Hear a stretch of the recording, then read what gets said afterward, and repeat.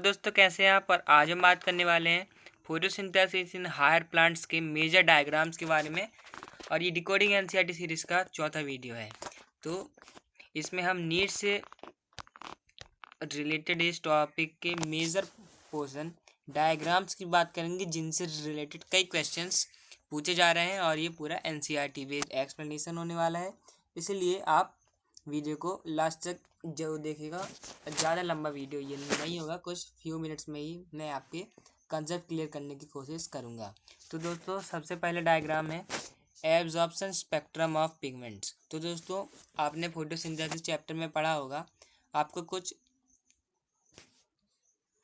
Pigments दिए गए हैं, chlorophyll B, chlorophyll A, carotenoids और ज़ैंथोफिल जैसे पिगमेंट्स आपको दिए गए हैं। तो ये क्लोरोफिल के कुछ टाइप्स हैं।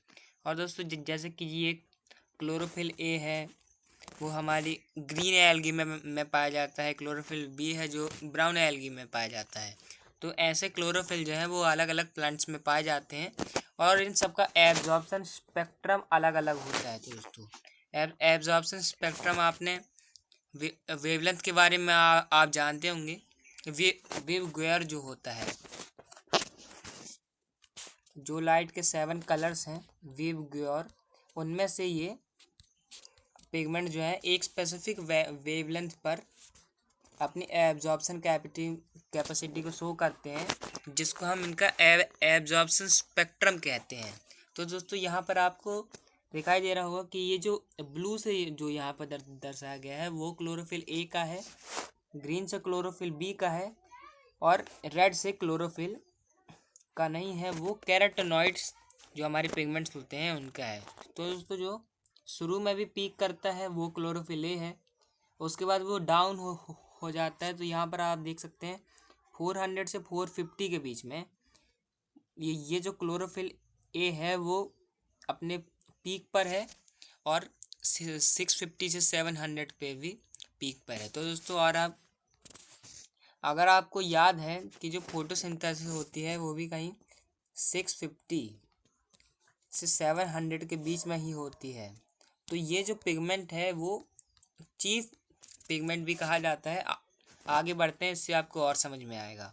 तो दोस्तों अब हम देखते हैं एक्शन स्पेक्ट्रम, यानी कि O2 रिलीज हुई उसके बाद कौन सी वेवलेंथ पर सबसे ज़्यादा फोटोसिंथेसिस होता है। तो 400 से 500 के बीच में देखिए आप कि यहाँ पर पीक है फोटोसिंथेसिस की, उसके बाद थोड़ा सा नीचे जाता है स्लोप, फिर उसके बाद ये बढ़ जाता है। तो यहीं पर वो क्लोरोफिल ए जो है इसका मेन रोल होता है। आगे बढ़कर देखिए एक्शन स्पेक्ट्रम को हमने सुपर इम्पोज किया है एब्जॉर्प्शन स्पेक्ट्रम के ऊपर। एब्जॉर्प्शन स्पेक्ट्रम क्या होता है, अलग अलग पिगमेंट जो लाइट को स्पेसिफिक वेवलेंथ को पर एब्जॉर्ब करते हैं उसको हम एब्जॉर्प्टिक स्पेक्ट्रम कहते हैं। मैं आपको दूसरे कलर से दिखा देता हूँ। तो यहाँ पर आप देखिए रेट ऑफ फोटोसिंथेसिस आपने देख लिया, वो ऐसे जाता है। यहीं पर आप क्लोरोफिल ए का देखिए, आप यहाँ पर क्लोरोफिल ए का जो यहाँ पर ब्लू से है वो देखिए वो ऐसे गया है। तो जहाँ पर फोटोसिंथेसिस की पीक है वहीं पर भी क्लोरोफिल ए की भी पीक है, यानी कि फोटोसिंथेसिस के टाइम पे सबसे ज़्यादा एब्जॉर्प्शन जो है वो क्लोरोफिल ए ही पिगमेंट ही करता है। और यहाँ पर भी 650 से 700 नैनोमीटर पर हमारे PS1 और PS2 भी एक्टिव होते हैं, जो कि फोटोसिंथेटिक सिस्टम्स होते हैं।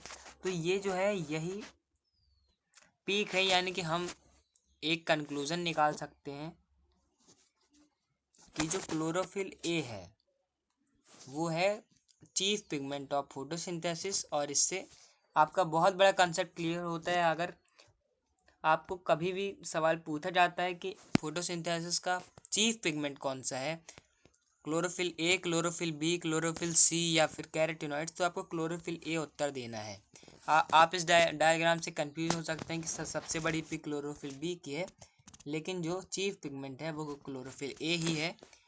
तो इससे आपको ये मेन का कंसेप्ट अपना क्लियर रखना है। आई होप आपको वीडियो पसंद आया होगा, कुछ नया सीखने को मिला होगा।